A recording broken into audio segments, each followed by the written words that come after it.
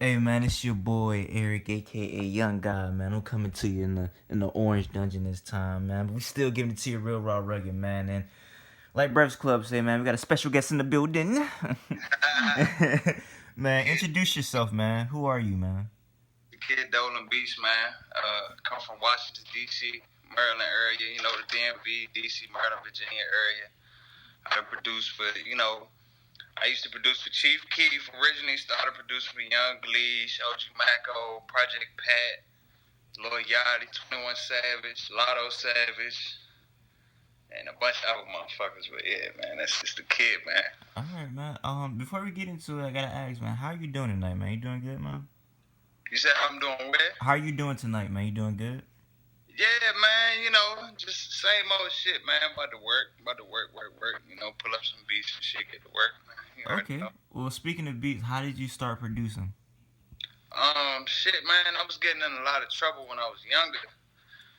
And then, one day, you know what I'm saying, this nigga that I used to re-up from and shit, he used to work at Papa John's and shit, so one day I just walked up on a nigga, you know what I'm saying, and he always knew he used to do music and shit, so I was like, man, you know, I gotta get my life together, you know what I'm saying? So one day I went in there and this motherfucker just gave me a MIDI keyboard. It was an M Audio, like a standard keyboard, but that's what like jump started everything. And kind of like once I got that keyboard, it kind of made me want to figure out, okay, well, what's next? I hooked this keyboard up to my computer and then I downloaded FL Studio.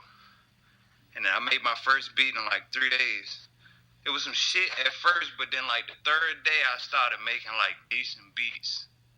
And then I just kept doing that shit, man. It was just something I just kept doing. And it turned out to be something that I was really good at, you know what I'm saying? So basically, producing started from you trying to get away from the street shit. Yeah, like me just tired of fucking up. And, like after like, cause I was 18 at the time when I first got in trouble. And then I got in trouble a second time. And then the second time I got in trouble, I was like, damn, the time that they had put up was like, oh, if you get in trouble a third time for the same shit, possession with the intent to distribute and blah, blah, blah, Mm-hmm. your ass gonna be sitting. So I was like, man, and I didn't grad that time. I didn't graduate. I dropped out of high school and I wasn't doing shit. You know what I'm saying? So that's just the route that I took. And then that shit blew up from there. Well, that's good because a lot of niggas from the hood, they'll get that second strike and they still don't learn from that lesson. They'll just keep doing it because that's all they knew. So at least you had an outlet from out that, you know what I'm saying? So you can get out that. So, you know what I'm saying? I always look up to niggas that do shit like that. But just speaking about you, how you started, everybody keeps asking me this.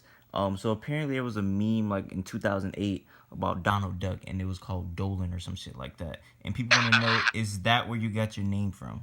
Nah, man, Dolan is my middle name. Ah, that's your middle name, Dolan Beatz. And I can't put the government out there, but Dolan is my name, though. You know what I'm saying? Dolan Okay. wasn't something that I came up with, or, like to be honest with you, I've been called Dolan since I was a tot, like since a young, like a little one. I didn't even know.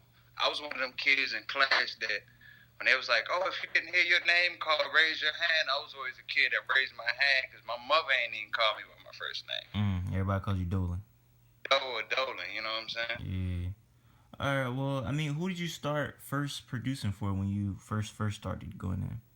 Shit, man, when I first started producing, I say like in my second or third month into making beats, I used to like this is around like when Waka Flocka and them was popping, like probably like in 09, 2010 ish. Mm-hmm. But it was really like serious. I was just producing for my friends and shit, like close friends that I was cool with, cause they used to rap and shit. Mm-hmm. And it got to the point where like, I started taking it a lot more serious, and then that's when the Slutty Boys started popping and shit. And I used to try to fuck with them. And ex-girlfriend of mine used to stay on the same street where the Slutty Boys used to hang out and shit with Fat Trel and them. Yeah. And then, yeah, man, I used to try to fuck with them like shit. Because I used to see them. I used to be riding through Northeast out D.C. and shit. Used to see them all the time.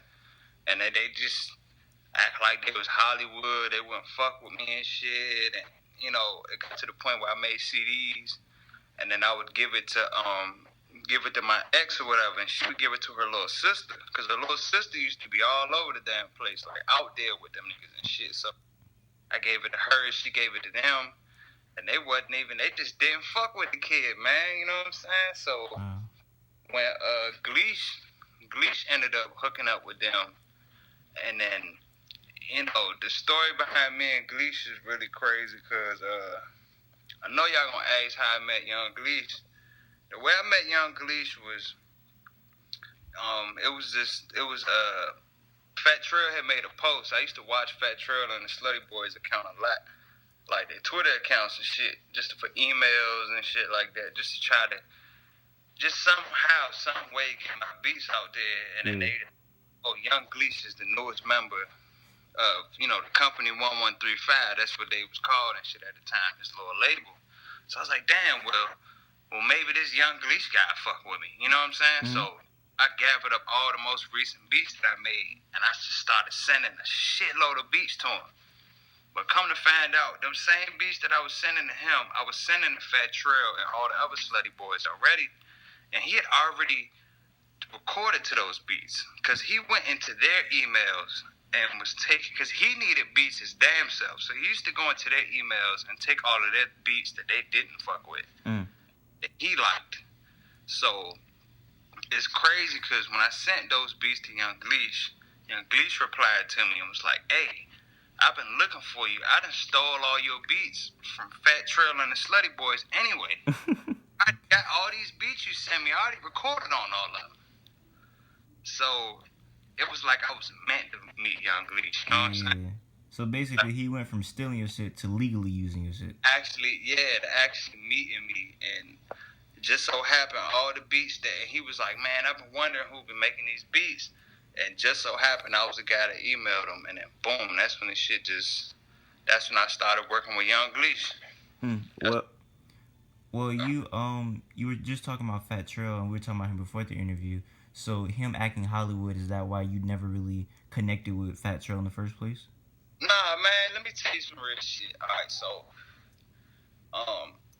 Fat Trel, you know, talented artist and all that shit. I can't never speak down on a man like he ain't talented or no shit like that. But them niggas didn't fuck with me, dog. And then, you know, when the Slutty Boys did start fucking with me, it was off the strength of Yung Gleesh. You know what I'm saying? We did a song, me and Gleesh did a song called Schoolboy, and we shot a video to the motherfucking shit.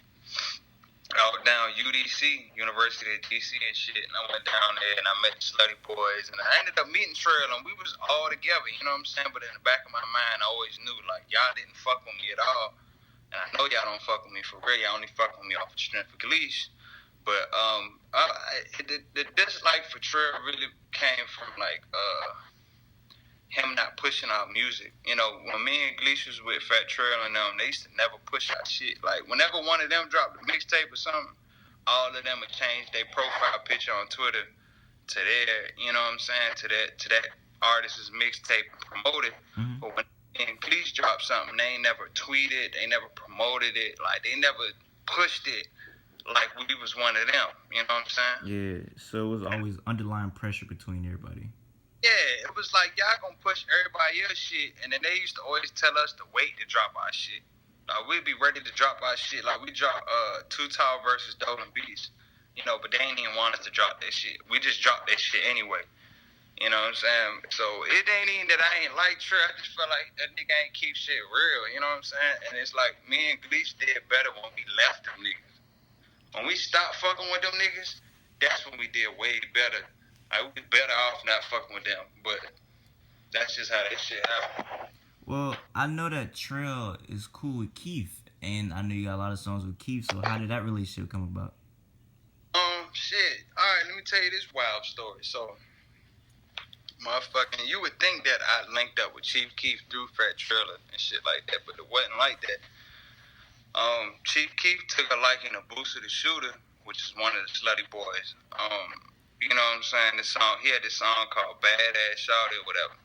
You know what I'm saying? Like, I forgot how the jump go, Badass Shawty, something. But anyway, he had this song that Chief Keef used to really like. You know what I'm saying? So Chief Keef and Fat Trel linked up off the strength of that.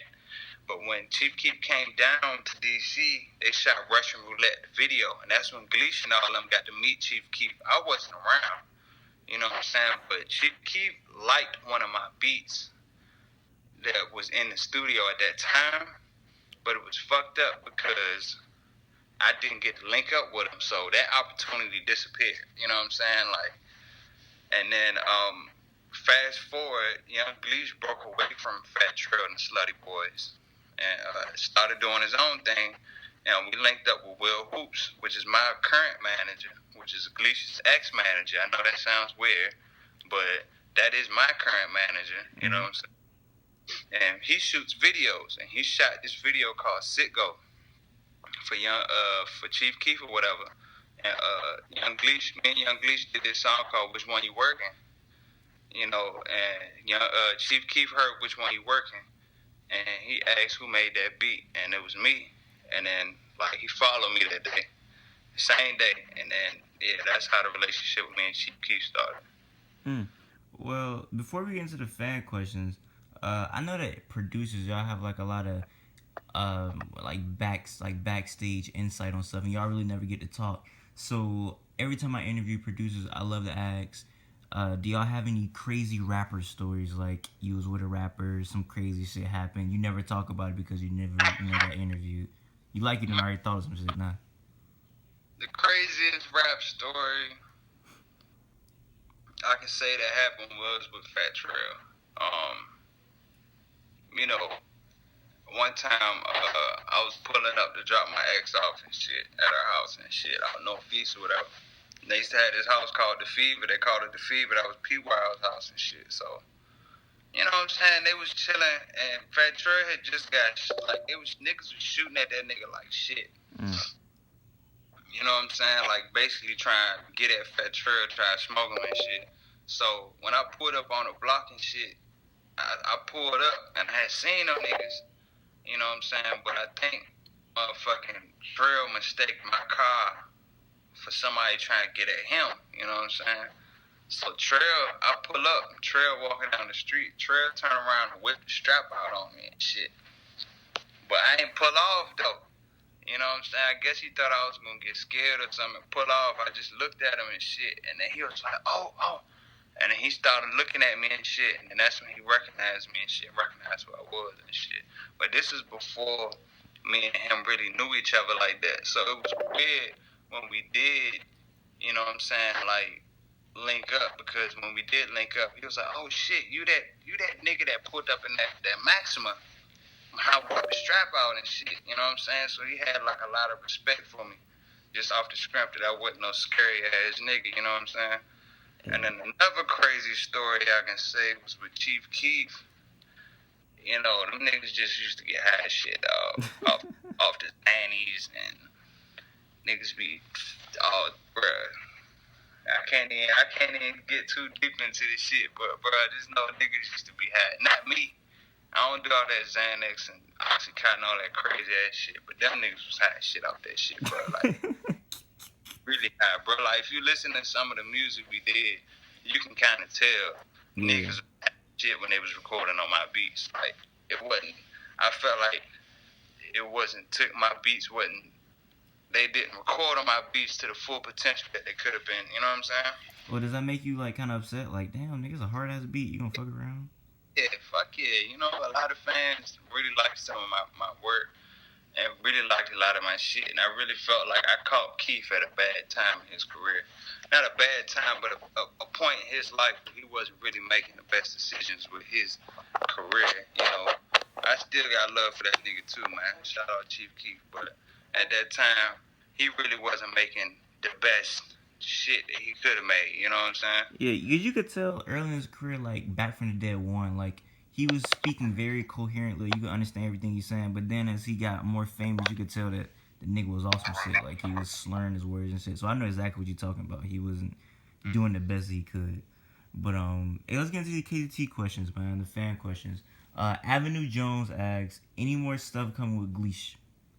Hell yeah, man. Gleesh chilling right now, though, you know. I just spoke to Gleesh about probably like 2 days ago and shit, man. Gleesh still rapping. You know, a lot of people think he not rapping. He's still rapping, but we just trying to figure this shit out. But it's a lot. It's Gleesh